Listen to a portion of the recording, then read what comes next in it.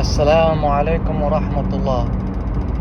I wanted to just address a couple things after having recorded that debate with my brother Amr and that enemy of Islam, Martin. What's it called? We never really got to tackle the theology enough in terms of with their belief system, with the Christians and stuff like that. The modern day Christians, I want to say, because the followers of Jesus, the Jamesonian Nazarenes, they did not do with this Paul nonsense, this abolish the law, crucifixion over faith and works, and all of these things, and whoever's under the law is under sin, and all of these things. It's all nonsense. Paul himself, he pretended to not be abolishing the law when in the presence of James, when he was visiting Jerusalem. But at the same time, Paul also says, any gospel that's not my gospel is a false gospel. Even though, if that's the case, why would he then pretend to follow the Mosaic law when in front of James the just and the other apostles? But then he'll mock them by calling them super apostles. When you really think about it, the modern day Christians not only are taking their religion from a narcissist like Paul, but they're becoming narcissists themselves by thinking that, when they think that Jesus died, when they think that, and then they also say that Jesus died for their sins. I've seen this thing where some Christians will say, your God is, you need to get mercy from your God to enter heaven.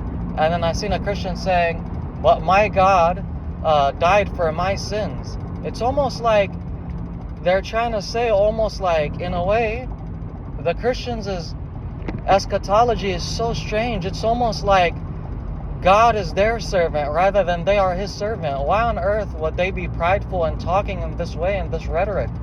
It almost sounds like it's not really like they're the servants of God, but then they'll say God died for their sins and their God died for their sins, as if their God is doing them a service rather than they should be serving God. It's so weird. It's such a backwards thing. But anyways, let's tackle the real crux of the dilemma, the Christian dilemma, or should I say trilemma. Let's say with this Trinity thing, like with their thought process and theology that they're taking from Paul, keeping in mind that most of the New Testament letters are most of Paul's letters. So most of the theology is inspired by this false prophet Paul, and there's so much evidence to show that he's a false prophet in terms of the fact that Jesus warned against prophets that say they've seen him in the wilderness or they've seen him in inner rooms. And even if people will say, no, but this is about end times. If this is about end times, either way, Paul was prophesizing that the end times is near and the end times is imminent, and he was using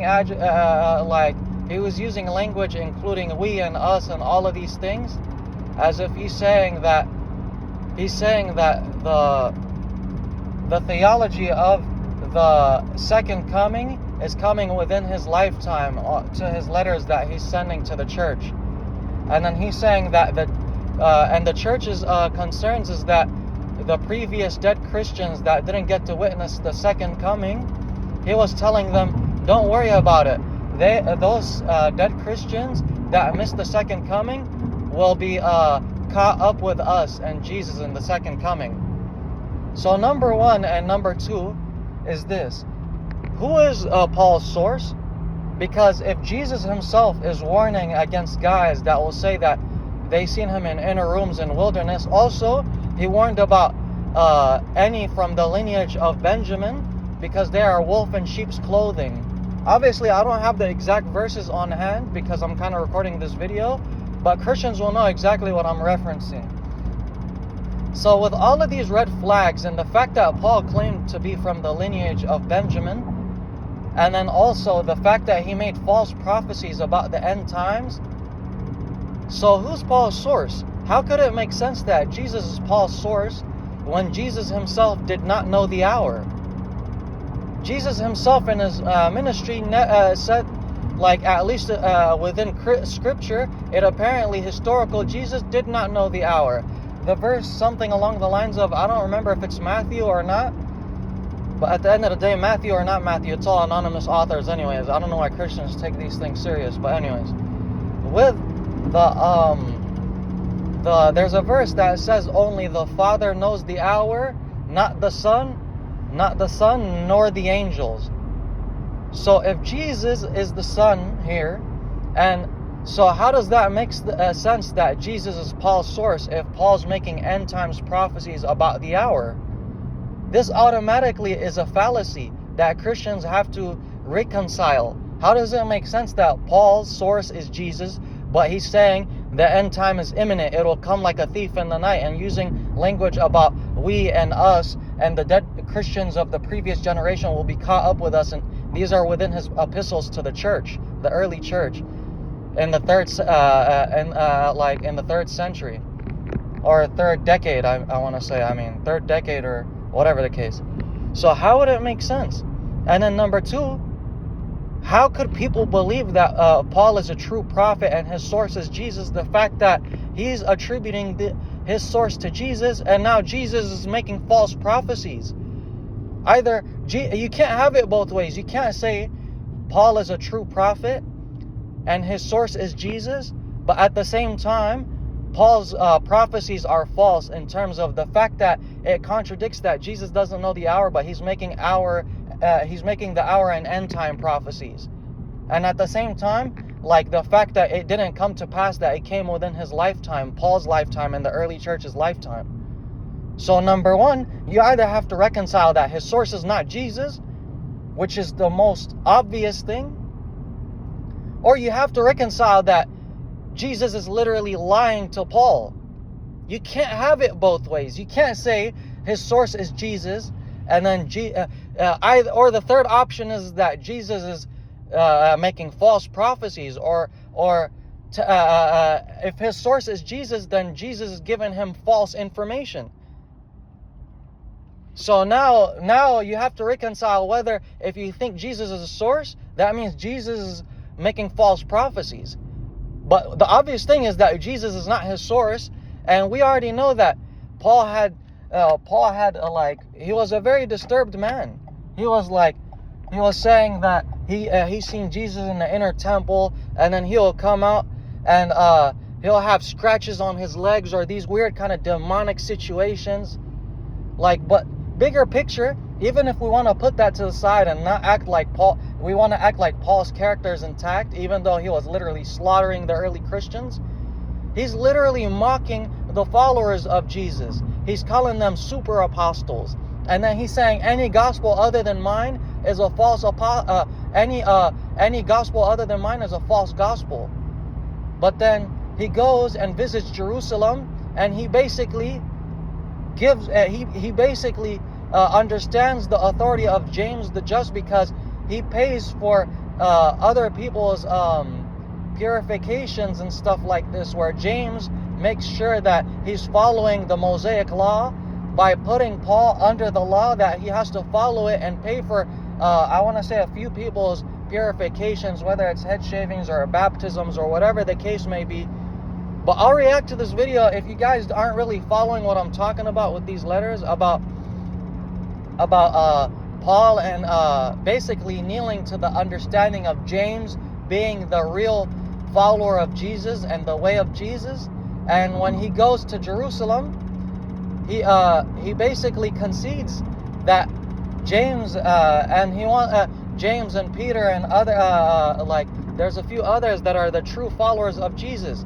But then Paul says any gospel other than mine is a false gospel. But James has a gospel that says faith and not works is dead. And this is within James's gospel.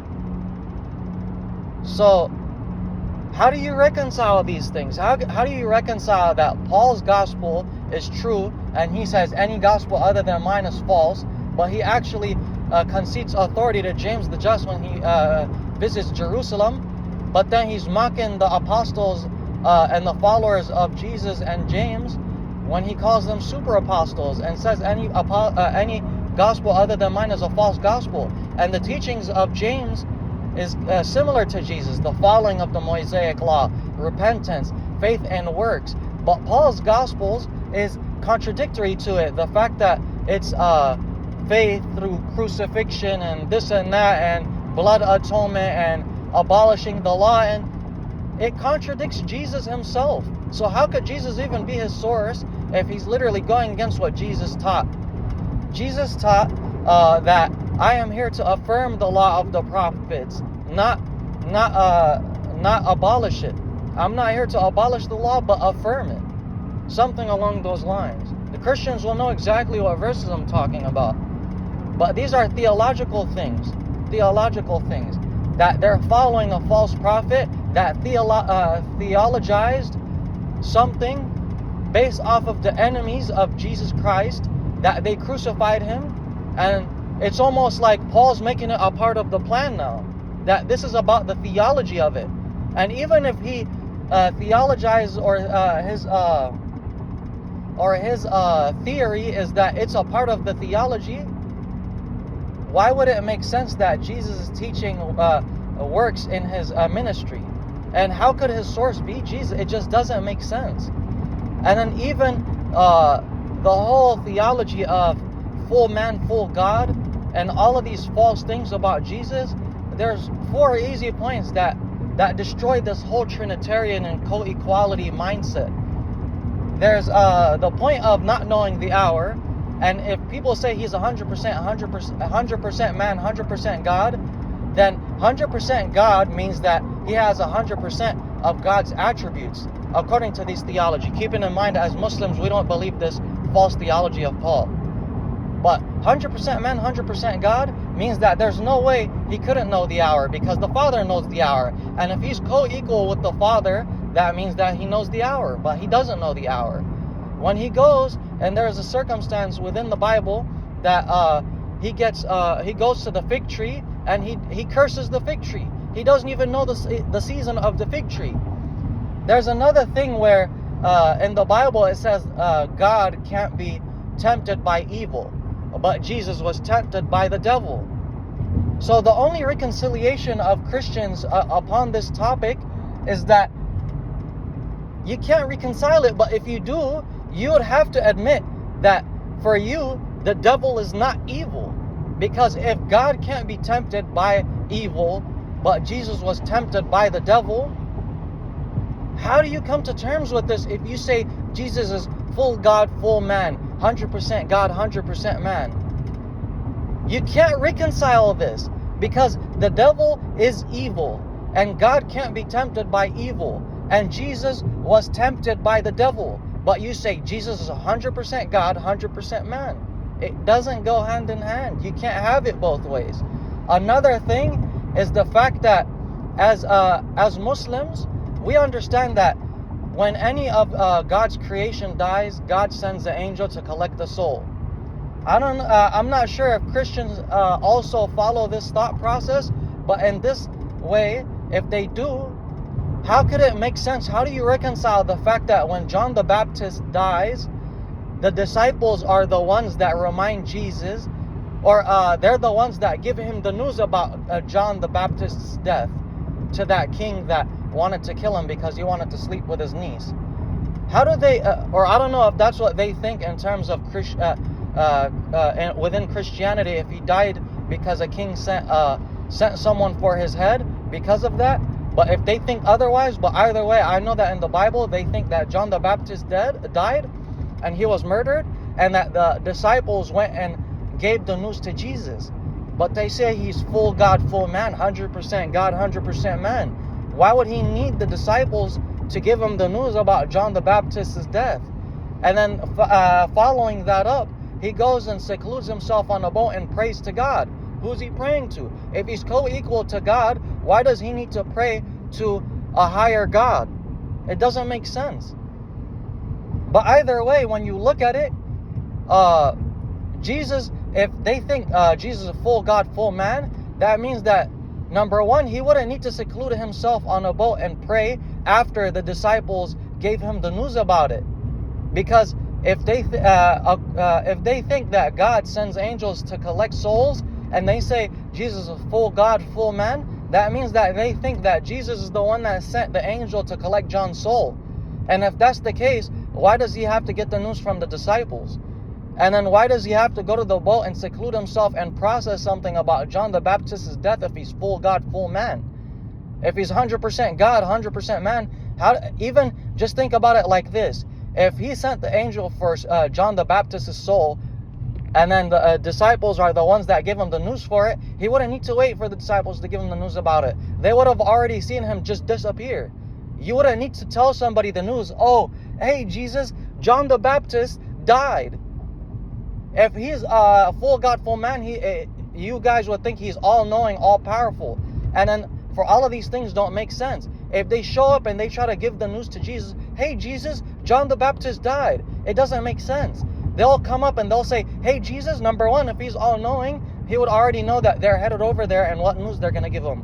Or he would already know, because they would think that Jesus already sent the angel to collect John the Baptist's soul. So when they show up to say, hey, Jesus, John the Baptist dead and got murdered, he would already be gone in the boat, secluded, praying. It doesn't make sense. If they think that he either sent the angel to collect the soul or he's all-knowing. You can't have it both ways. Another thing is that they think he's all-knowing, all-powerful, full God, full man, 100% God, 100% man. How is it even plausible that the Creator can get caught by creation and killed by the creation, the Roman Empire and the Jews that crucify him? How could they think that it's even plausible? It's not even plausible, or it doesn't even make sense that it would be possible. If he's all-knowing, all-powerful, full God, full man, 100% God, 100% man, he's all-knowing, so he could already avoid the Romans and the Jews crucifying him. It should be like implausible and impossible that they could catch him, because he's all-knowing. And even if even either way that they would catch him, that he's all powerful.